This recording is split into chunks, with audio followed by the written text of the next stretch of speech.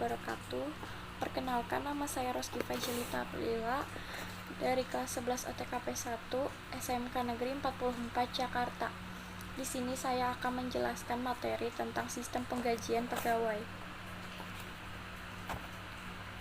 Sistem penggajian pegawai terbagi menjadi 5 materi yang akan kita bahas sekarang ini. Yang pertama ada pengertian, yang kedua ada sistem penggajian, yang ketiga ada data yang dibutuhkan, yang keempat prosedur sistem, yang kelima faktor yang mempengaruhi. Apa sih pengertian sistem penggajian pegawai? Sistem penggajian pegawai atau karyawan, yang istilah modernnya sistem payroll, merupakan sistem yang membantu perusahaan dalam mengelola hal-hal yang berkaitan dengan gaji. Gaji sendiri merupakan balas jasa yang diterima pekerja dalam bentuk uang berdasarkan waktu tertentu dari perusahaan tempat bekerjanya. Sistem penggajian terdapat 3 macam. Yang pertama, skala tunggal.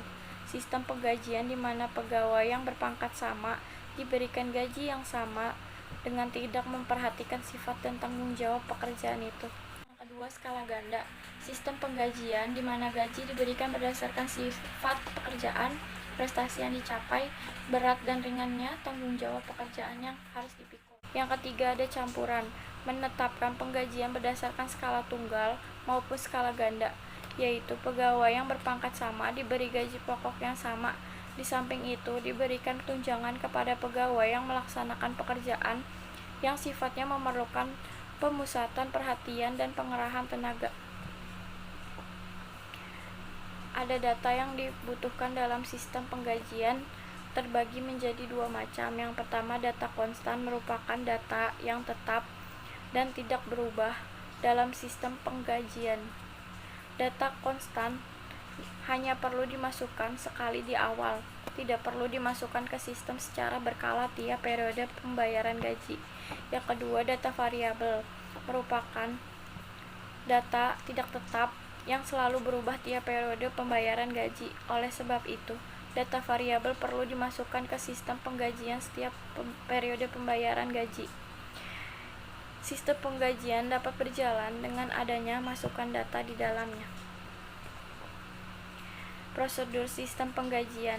Sistem penggajian mengatur berbagai prosedur yang memungkinkan perusahaan mencari, menyeleksi, atau memecat pekerja, serta untuk mengendalikan pembayaran gaji pekerja. Yang pertama, ada prosedur pencatat waktu hadir. Prosedur ini berguna untuk mencatat waktu kehadiran pekerja menggunakan sistem kehadiran yang diterapkan masing-masing perusahaan. Catatan waktu kehadiran tentu berfungsi untuk menentukan gaji yang didapat pekerja. Yang kedua, prosedur pencatat waktu kerja. Kebijakan pulang cepat dan lembur tentu telah diatur oleh perusahaan dan akan berpengaruh pada gaji yang didapat pekerja. Yang ketiga, prosedur pembuatan daftar gaji. Berdasarkan pada surat keputusan mengenai pengangkatan pekerja baru, pemberhentian karyawan, kenaikan pangkat, penurunan pangkat, daftar gaji bulan sebelumnya, dan daftar hadir pekerja. Yang keempat, ada prosedur distribusi biaya gaji. Distribusi gaji disalurkan kepada tiap divisi yang menikmati manfaat tenaga kerja. Distribusi ini berguna untuk mengendalikan biaya dan menghitung harga produk. Yang kelima, proses pembayaran gaji. Proses pembayaran gaji memiliki kaitan dengan fungsi akuntansi, membuat perintah pengeluaran ke kas fungsi keuangan untuk menulis cek pembayaran gaji, sedangkan fungsi keuangan mencairkan cek tersebut atau mengirimkan gaji ke rekening pekerja. Faktor yang mempengaruhi besarnya gaji karyawan terdapat 5 macam. Yang pertama, ada golongan. Pengelompokan jabatan berdasarkan nilai atau bobot pekerjaan. Golongan jabatan seorang karyawan akan menentukan besar kecilnya gaji dan fasilitas yang ia terima dari perusahaan. Jabatan bisa dipahami sebagai sekelompok tugas dan pekerjaan dalam organisasi perusahaan. Jabatan yang berbeda mempunyai risiko tugas yang berbeda pula. Jabatan ini berkaitan dengan tugas, tanggung jawab, dan tingkat kesulitan yang berbeda pula, maka hal ini sangat menentukan besar kecilnya gaji seseorang. Yang ketiga, masa kerja adalah lamanya pengalaman melaksanakan pekerjaan tertentu yang disyaratkan dalam suatu jabatan. Masa kerja hubungan erat dengan pengalaman. Semakin berpengalaman, semakin tinggi pula nilai seorang calon karyawan di mata sebuah perusahaan. Yang keempat, pendidikan. Tingkat pengetahuan yang diperoleh oleh jenjang pendidikan formal yang dipersyaratkan dalam suatu jabatan. Biasanya, hampir seluruh perusahaan maupun instansi mensyaratkan minimal persyaratan tingkat pendidikan seorang karyawan. Yang kelima, kompetisi. Kemampuan kerja yang mencakup aspek pengetahuan, keterampilan, dan sikap kerja sesuai dengan evaluasi standar yang dipersyaratkan untuk suatu jabatan.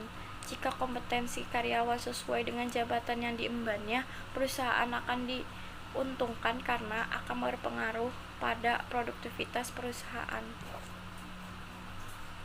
Sekian dari saya, mohon maaf bila ada salah kata. Terima kasih. Wassalamualaikum warahmatullahi wabarakatuh.